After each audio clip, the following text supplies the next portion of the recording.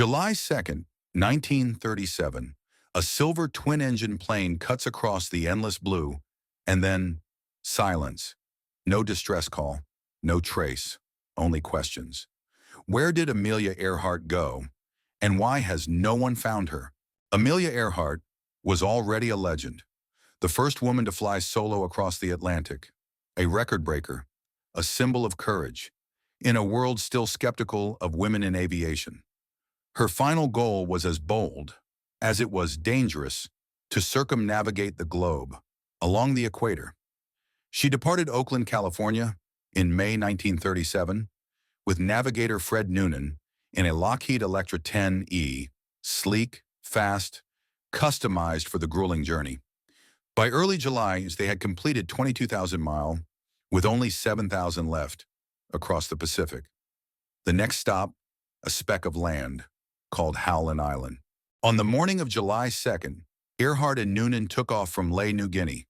They had roughly 20 hours of flying ahead.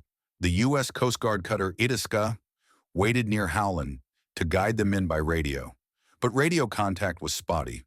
Earhart's transmissions came through broken, her voice tense. Her last confirmed message was chilling. "We are on the line 157-337. We will repeat this message. We are running north and south." Then, nothing. Radio logs from 1937 recorded increasingly frantic transmissions, but the Itasca never managed to give Earhart her position. Fuel calculations suggest she had less than an hour of fuel remaining after her last transmission. The U.S. Navy launched one of the largest peacetime search efforts in American history. 66 aircraft, 9 ships, but no wreckage was ever found. In the days after, dozens of faint, unverified calls were reported worldwide. Many were dismissed, some never fully explained. Decades later, expeditions uncovered a fragment of aluminum on Nicomaroro Island, consistent with a Lockheed Electra, but never conclusively linked. There are a few theories of what could have happened to Amelia Earhart. Theory 1. Crash and sink. She ran out of fuel and ditched into the Pacific. It matches fuel data, but no floating debris was ever found. Theory 2. Nicomaroro castaway. She landed on the remote atoll and died there. Artifacts and remains match a female of her era, but there's no definitive DNA proof. Theory 3. Capture by Japanese forces. She was forced to land in the Marshall Islands, taken prisoner, and died in captivity.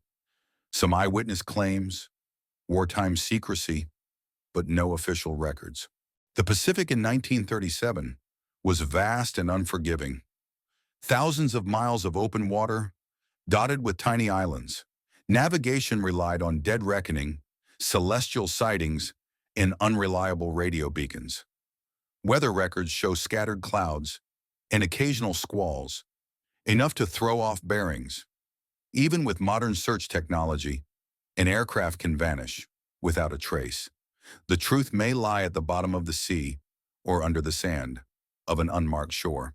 Amelia Earhart remains a symbol, not of failure, but of daring beyond fear. Her disappearance reminds us that even the most brilliant plans can be swallowed by the unknown. And perhaps that's why we keep searching, not just for wreckage, but for closure.